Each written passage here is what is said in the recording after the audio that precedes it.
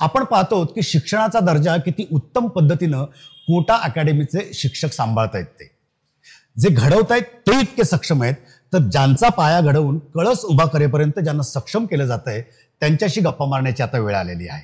अर्थातच इथले विद्यार्थी. आणि म्हणूनच ते कधी अर्जुन तर कधी एकलव्य असतात, पण आपल्या वेड्या आशेने आपल्या द्रोणाचार्याला समर्पित असतात. अशा या नव्या जगाचा भाग होऊ पाहणाऱ्या विद्यार्थ्यांशी आपण मनमोकळ्या गप्पा मारूयात. चला. Okay, children, we'll discuss about Dalton's atomic theory. As you all know, that John Dalton was the first scientist to discover. Hello, sir. Hello. Hello, sir. How are you? Hey, hi. Hello, hello, hi. कसे आहात तुम्ही सगळे? कसा चाललाय अभ्यास? नाही, छान चाललाय की नाही तेच बघायला मी आज इथे आलोय. आज तुमच्यासोबत मी विद्यार्थी म्हणून बसणार आहे. चला please sir, carry on. Sir. So Dalton's atomic theory was the first theory to propose about the atoms.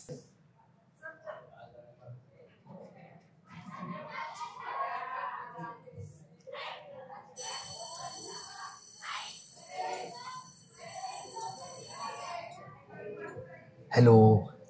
High high high high. Hello, कशा आहात तुम्ही? मस्त. अभ्यास कसा चाललाय? छान. कुठं चाललाय? छान चाललंय. छान चाललाय. बरं, तुम्ही एक प्रश्न असा विचारायचा होता. इकडल्या शिक्षकांना तुम्ही जे काही तुमचे प्रश्न असतात किंवा जे काही शंका असतात तर त्यांचं समाधान किंवा त्याचं निरसन कशा पद्धतीनं करतात? जेव्हा आमचे सर्व लेक्चर संपतात तेव्हा शेवटी प्रॅक्टिस सेशन असते. बरं. प्रॅक्टिस सेशन मध्ये आमचे डाऊट्स क्लिअर केले जातात. तसेच जे नीट जे ॲडव्हान्स लेवलचे क्वेश्चन्स आम्हाला सॉल्व्ह करण्यासाठी दिले जातात आणि आमचे डाऊट पूर्ण डीपपणे सर क्लिअर करतात आणि पर्सनली आम्हाला घेऊन आमचे डाऊट्स क्लिअर केले जातात. समाधानकारक उत्तर असतात सगळ्यांची. You are happy? हां, हॅपी, सॅटिस्फाईड. सॅटिस्फाईड. बरं, हाय. ए हॅलो, हाय हाय हाय. कशी आहेस तू? रिया. कशी आहेस तू? छान. अभ्यास कसा चाललाय? खूप छान. बरं, मला सांग, इकडले शिक्षक जे आहेत कोटा अकॅडमीचे, तुम्ही जेव्हा काही शंका विचारता किंवा आणखीन काही गोष्टी विचारता तर त्यांचं जे उत्तर देतात, तुमचा अनुभव कसा आहे या शिक्षकांबद्दलचा? ते खूप सुंदर शिकवतात, खूप छान शिकवतात. जेव्हा ते एखादे टॉपिक शिकवतात त्याच्यानंतर त्याच्यावरती पाक बेसिक पासून ते पाक जेई मेन्स ॲडव्हान्स नीट लेवलचे क्वेश्चन सॉल्व्ह करून घेतात. त्यामुळे आमची ती कॉन्सेप्ट खूप क्लिअर होते आणि ती कॉन्सेप्ट जर खूप क्रिटिकल असेल मॅथ्स फिजिक्स सारखी तर त्याच्यावरती शॉर्ट ट्रिक देतात. त्यामुळे ती कॉन्सेप्ट खूप चांगली आम्हाला समजते. त्याच्यावरचे क्वेश्चन सुटतात आमचे आणि त्या पर्टिक्युलर टॉपिक मध्ये आमचा इंटरेस्ट वाढवण्याचा ते खूप प्रयत्न करत असतात. असं कधी झालंय का की म्हणजे तू एखादा प्रश्न विचारलाय आणि शिक्षकच असं म्हणजे अरे देवा काय विचारलं, असं कधी? नाही, असं कधीच नाही होत. ते खूप चांगल्या प्रकारे आम्हाला उत्तर देतात. थोडक्यात कोटा अकॅडमीचे शिक्षक शंकांचं निरसन करतात, जे समाधानकारक असतं.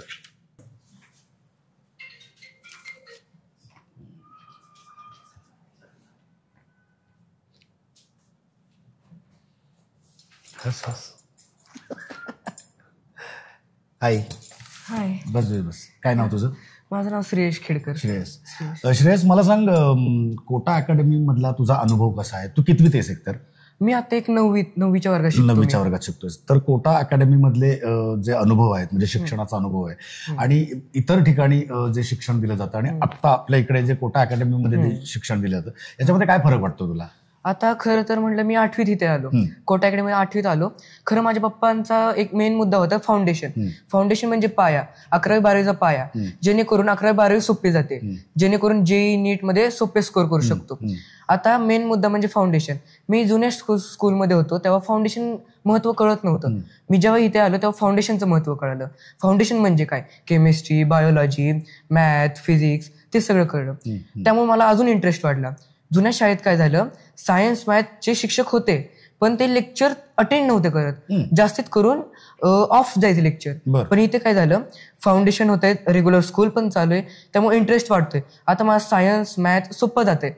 8वीत पहिल्याच वर्षी मी सायन्स ऑलिम्पियाड मध्ये इंटरनॅशनल रँक 2 काढला. अरे वा, क्या बात है, क्या बात. एकदम टाळायचं.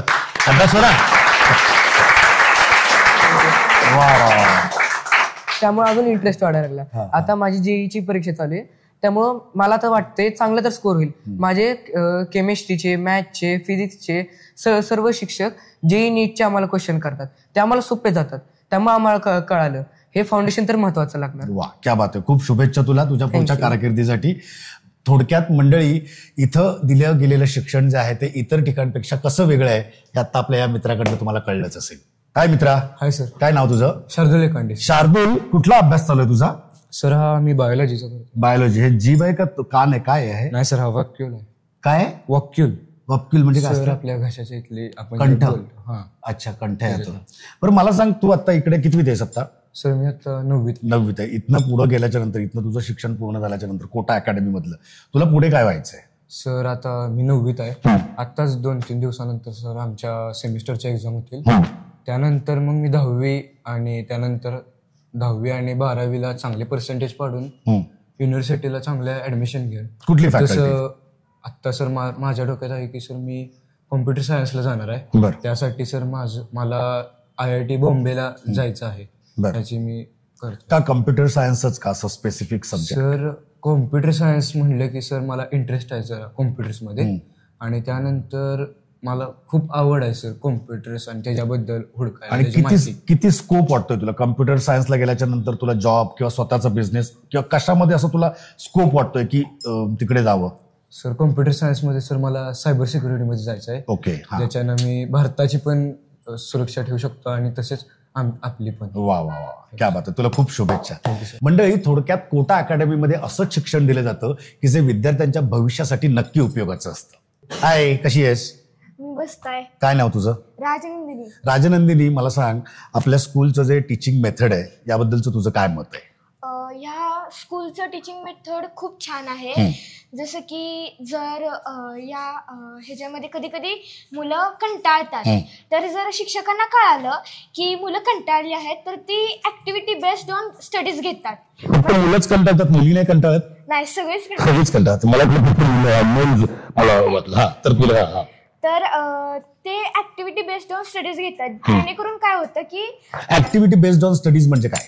म्हणजे काय तर जे ऍक्टिव्हिटीज असतात की नाही ते आपल्या शाळेच्या अभ्यासक्रमावर अवलंबून घेतात आणि त्याने मुलं रिफ्रेश होतात आणि त्यांना त्या विषयामध्ये इंटरेस्ट खूप वाढतो. त्यामुळे ती मुलं ह्याच्यामध्ये कंटाळतही नाही. आणि आम्हाला रोज कंपल्सरी इंग्लिश बोलायला लावतात.